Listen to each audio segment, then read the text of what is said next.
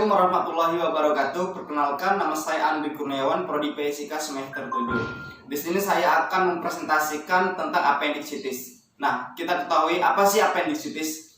Appendicitis adalah peradangan dari appendix vermiformis dan merupakan penyebab abdomen akut yang paling sering. Nah, penyakit ini dapat mengenai semua umur, baik laki-laki maupun perempuan, tetapi lebih sering menyerang laki-laki berusia antara 10 sampai 30 tahun. Nah, appendix terbagi menjadi dua, yaitu appendix akut dan appendix kronik. Yang pertama, appendix akut. Nah, di mana appendix akut ini sering tampil dan gejala khas yang didasari oleh radang mendadak, umbai cacing yang memberikan tanda sempit, disertai maupun tidak disertai rangsangan peritoneal lokal. Nah, appendix kronik ini diagnosa appendix kronik baru dapat ditegakkan jika ditemukan adanya riwayat nyeri perut kanan bawah lebih 2 minggu, radang kronik appendix secara makroskopi dan mikroskopi. Nah, appendicitis ini belum ada penyebab yang pasti atau spesifik, tetapi ada faktor predisposisinya, yaitu dimana faktor yang sering adalah obstruksi lumen. Pada umumnya obstruksi ini terjadi karena hiperplasia dari folikel limfoid dan merupakan penyebab terbanyak. Nah, adanya vakuolit dalam lumen appendix dan adanya benda asing seperti biji-bijian dan stretuma lumen karena fibrosa akibat peradangan sebelumnya. Infeksi kuman dari kolon yang paling sering adalah E. coli dan Streptococcus. Nah, laki-laki lebih banyak dari wanita, yang terbanyak pada umur 15 sampai 30 tahun remaja dewasa. Nah, ini disebabkan oleh karena peningkatan jaringan limfoid pada masa tersebut. Nah, yang selanjutnya ini tergantungan pada bentuk appendix, appendix yang terlalu panjang, masa appendix yang pendek, penonjolan jaringan limfoid dalam lumen appendix. Nah, kelainan katup di pangkal appendix. Nah, selanjutnya dalam anatomi fisiologi terdiri dari usus besar. Dalam usus besar terdiri dari cecum, kolon, dan transversum rectum. Nah, dalam kolon ini terdiri dari kolon ascendent dan transversum dan descendant. Selanjutnya ada anatomi appendix, di mana organ bentuk tabung panjangnya kira-kira 10 cm sampai 4 inci, lebar 0,3 sampai 0,7 cm dan isi 0,1 cc, melekat pada sekum tepat di bawah katup ileosekal. Nah, yang ketiga ini fisiologi appendix menghasilkan lendir 1 sampai 2 mili per hari. Nah, lendir ini normalnya dicurahkan ke dalam lumen dan selanjutnya mengalir ke sekum. Nah, untuk manifestasi klinisnya tersendiri yaitu ada nyeri kuadrat bawah terasa dan biasanya disertai dengan demam ringan, mual, muntah, dan hilangnya nafsu makan. Yang kedua ada nyeri tekan lokal pada titik. Dan ketiga, nyeri tekan lapis dijumpai dan terdapat konstipasi atau diare, nyeri lumbai bila appendix melingkar dari belakang sekum. Dan selanjutnya ada nyeri defekasi bila appendix berada di dekat rektal. Nah, selanjutnya untuk pemeriksaan penunjang yaitu ada pemeriksaan laboratorium, di mana terdiri dari pemeriksaan darah lengkap dan CT kreatin atau CRP. Dan selanjutnya ada pemeriksaan radiologi, di mana terdiri dari pemeriksaan ultrasonografi atau USG dan computed thermogelar screening atau CT scan. Untuk asuhan keperawatannya, di sini ada kasus di mana pasien Nyonya Y umur 19 tahun datang ke RS Muhammadiyah Palembang pada hari Senin 5 Maret 2018, dibawa ke IGD dan dirujuk ke ruang Ahmad Dahlan. Pasien mengeluh nyeri abdomen pada ring lower kuadrat dengan skala 7 sejak 3 hari sebelum masuk rumah sakit. Nyeri semakin bertambah saat berjalan. Pasien mengalami konstipasi selama 3 hari dengan BAK normal. Klien dengan diagnosis appendicitis. Saat ini pola makan pasien tidak teratur dan jarang mengkonsumsi makanan yang mengandung serat. Dari hasil pengkajian, pasien mengalami anoreksia dan terdapat tanda Rovsing. Pasien mengeluh, badannya terasa panas, keadaan umum pasien benar-benar terlihat sakit, demam. Diagnosis medis pasien appendicitis, hasil pemeriksaan didapat TD-nya 130/80 mmHg dan pernafasan 20 kali per menit, nadi 90 kali per menit, suhu 38,5 derajat Celcius dan leukosit 13.000.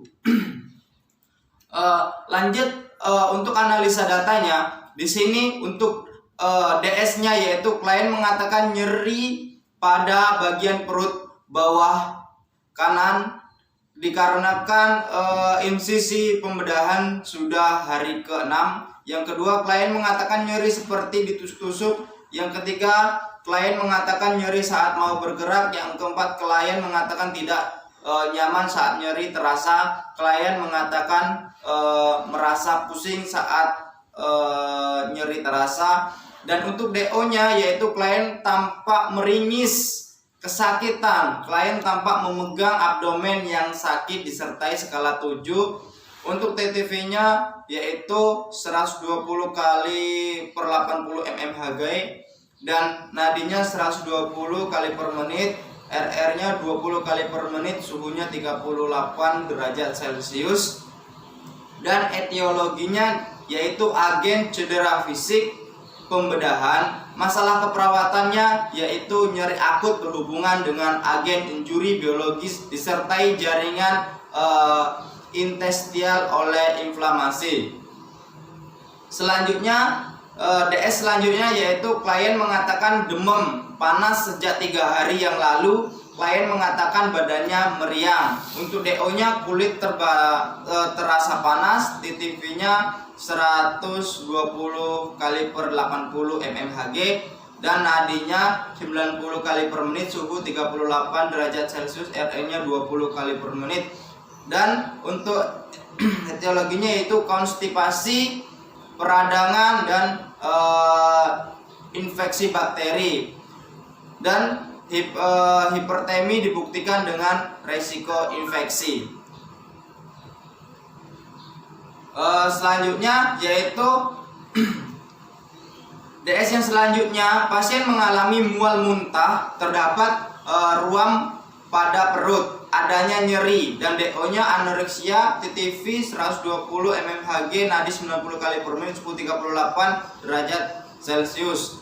Etiologinya mual dan muntah dan anoreksia. Masalah keperawatan yaitu kekurangan volume cairan berhubungan dengan mual dan muntah. Dan DS selanjutnya itu konstipasi dalam 3 hari, DO kekurangan makan berserat dan anoreksia, mual muntah. Untuk etiologinya yaitu kurang makan, makanan berserat, anoreksia, konstipasi. Dan masalah keperawatan yaitu perubahan pola eliminasi konstipasi berhubungan dengan asupan serat tidak cukup. Dan DS selanjutnya itu pasien mengeluhkan badan terasa panas. Pasien mengatakan nyeri dan DO-nya TTV 130 per 80 mmHg dan pernapasan untuk nadinya 90 kali per menit, suhu leukosit 13.000 dan etiologinya yaitu post operasi, inflamasi, kenaikan suhu dan masalah keperawatannya yaitu resiko inflamasi berhubungan dengan post operasi. Nah, selanjutnya yaitu prioritas masalah keperawatannya nyeri akut yaitu berhubungan dengan agen injuri biologis, dan kedua yaitu ada hipertermi dibuktikan resiko infeksi, dan ketiga yaitu kekurangan volume cairan berhubungan dengan mual muntah, yang keempat perubahan pola eliminasi konstipasi berhubungan dengan asupan serta tidak cukup, dan kelima yaitu resiko infeksi berhubungan dengan post operasi. Dan lanjut ke rencana keperawatannya yaitu diagnosa keperawatan yang pertama yaitu nyeri akut berhubungan dengan injuri biologi disertai jaringan interstitial oleh inflamasi.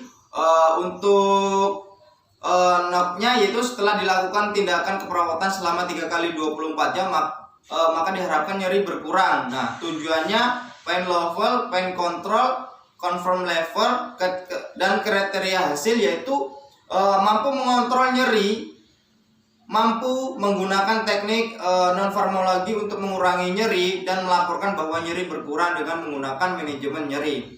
Dan Pain manajemennya yaitu lakukan pengajian nyeri secara komprehensif termasuk lokasi, karakteristik, dan untuk rasionalnya tersendiri yaitu ada 3 yaitu untuk mengetahui sejauh mana tingkat nyeri dan merupakan indikator secara dini untuk dapat memberikan tindakan selanjutnya. Dan yang kedua yaitu informasi yang terdapat menurunkan tingkat kecemasan pasien dan menambahkan pengetahuan pasien tentang nyeri. Yang ketiga, napas dalam dapat menghirup O2 secara adekuat sehingga otot-otot menjadi relaksasi sehingga dapat mengurangi rasa nyeri. Dan selanjutnya yaitu hipertermi dibuktikan dengan resiko inflamasi. Yang pertama, setelah dilakukan tindakan keperawatan, yang pertama itu pastikan tidak demam, suhu tubuh pasien dalam batas normal. Selanjutnya yaitu untuk obstruksi terutama suhu TTV, berikan kompres hangat, anjurkan menggunakan pakaian tipis dan batasi aktivitas fisik, kolaborasi dalam pemberian antibiotik. Nah, untuk rasionalnya ada 3 yaitu untuk mengetahui perkembangan suhu tubuh klien, membantu menghilangkan panas secara kondusif, untuk membantu penguapan dan aktivitas dapat meningkatkan metabolisme. Masalah keperawatan selanjutnya itu kurangnya volume cairan berhubungan dengan mual muntah. Setelah dilakukan asuhan keperawatan 1 kali 24 jam memberikan hasil yaitu yang pertama turgor kulit membaik, haluan urin adekuat, 4 tanda-tanda vital dan batas normal. Dan monitor tanda-tanda vital, kaji membran mukosa, kaji turgor kulit dan pengisian kapiler, urin, konsitasi berat jenis dan auskultasi, bising usus, catat kelancaran flatus atau gerakan usus. Untuk rasionalnya yaitu tanda yang membantu mengidentifikasi fluktuasi volume indikator keadekuatan sirkulasi perifer. Nah, selanjutnya yaitu ada perubahan pola eliminasi atau konstipasi berhubungan dengan asuhan keperawatan. Yaitu setelah dilakukan asuhan keperawatan diharapkan konstipasi klien teratasi. Yang pertama BAB 1-2 kali per hari, yang kedua fase lunak, yang ketiga bising usus 5-30. Nah, selanjutnya pastikan kebiasaan defekasi klien dan gaya hidup sebelumnya. Tinjau ulang pola diet dan jumlah tipe masukan cairan, berikan makanan tinggi serat. Untuk rasionalnya yaitu berikan informasi tentang kondisi pasien saat ini. Makanan tinggi serat memudahkan dalam pencernaan makanan.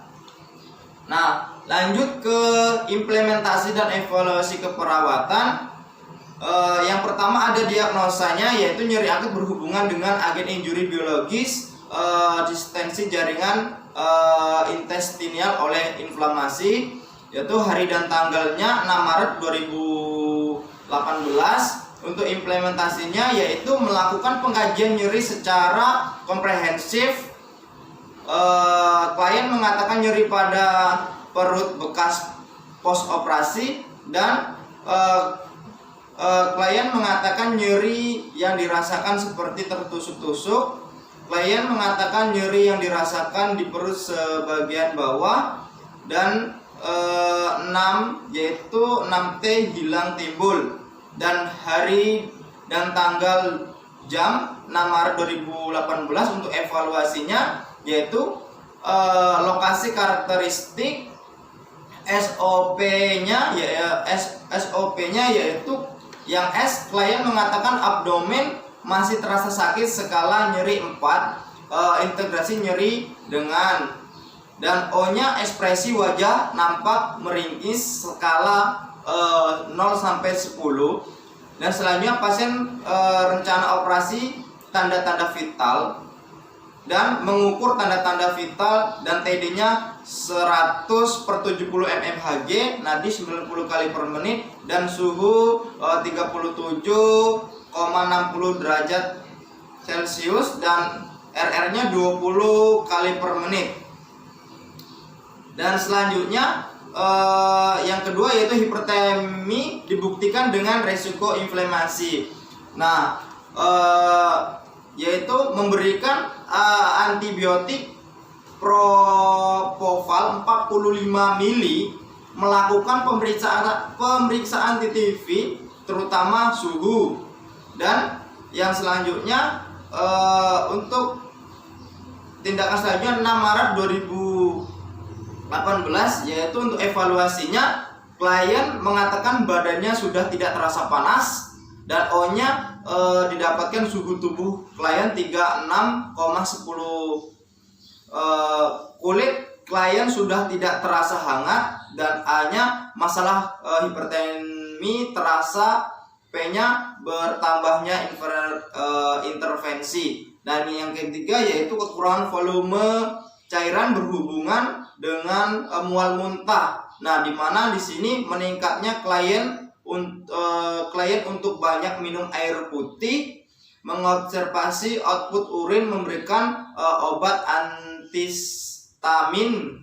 Nah, untuk evaluasinya 7 Maret yaitu SOAP-nya,